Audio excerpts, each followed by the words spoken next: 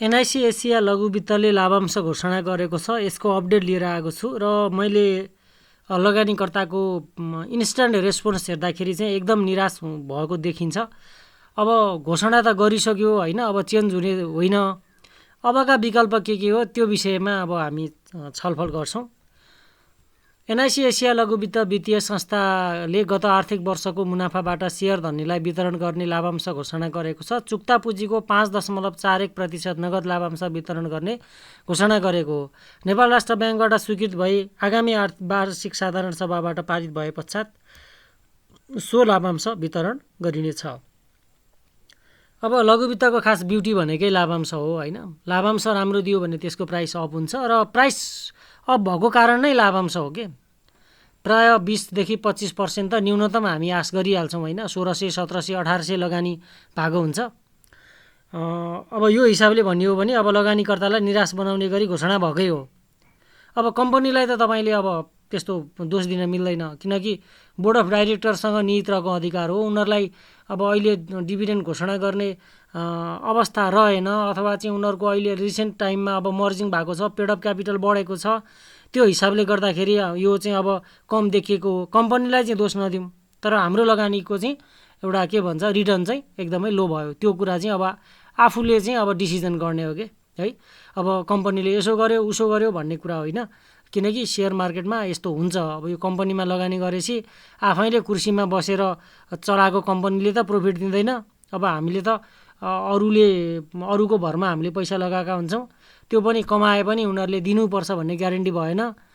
त्यहाँमाथि अब यसको त अब अहिले भर्खर मर्जिङ भएको हुनाले पनि अब धेरै कुराहरू मिलाउनै बाँकी छ, बिजनेसलाई एक्सपान्ड गर्नै बाँकी होला होइन। ओके ल, अब यसको मार्केटको विकल्पतिर लागौँ। अब मार्केटमा भन्नुहुन्छ भने अब सिधै 10% को नेगेटिभ सर्किट हानेको छ होइन। यो इपिएस 32 थियो, अनि त्यसपछि पी रेसियो 35 थियो, अनि त्यसपछि बुक भ्यालु 153। फन्डामेन्टल हेर्दाखेरि पनि योभन्दा चाहिँ बढीकै आश गर्न सक्थ्यौँ हामी। न्यूनतम अब 10 देखि 15% त बोनस सेयर हामीले आश गर्न सक्थ्यौँ। अब अहिलेसम्मको क्यान्डल हेर्नुहुन्छ भने यो कति यो 5 अक्टोबरको candle clear cut bearish marubozu candle बनेको छ। 1142 झरेको छ भनेपछि यसमा एकदम अब नेगेटिभ सेन्टिमेन्ट देखिन्छ र यो गिर्ने क्रम अझै केही समय जारी रहला जस्तो देखिन्छ। अब तपाईँलाई दुईवटा विकल्प छ। अब कहाँ तपाईँले किन्नु भएको थियो भन्ने कुरा आउँछ कि यसमा।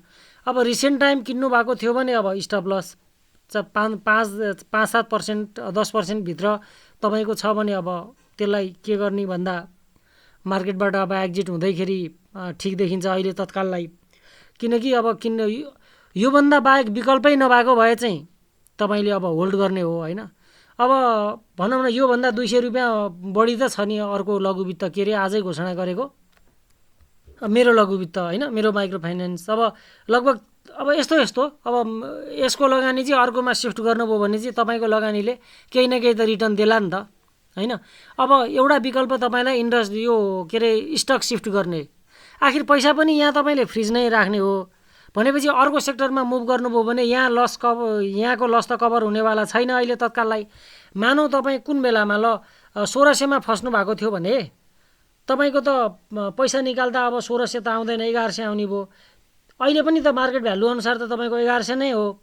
त्यो भएर अब भर्चुअल लसलाई इग्नोर गर्दै मार्केटबाट एक्जिट गरेर स्टक सिफ्ट गर्नुभयो भने तपाईँको लागि अलिकति राम्रो हुनसक्छ। मैले देखेको विकल्प चाहिँ यही हो है।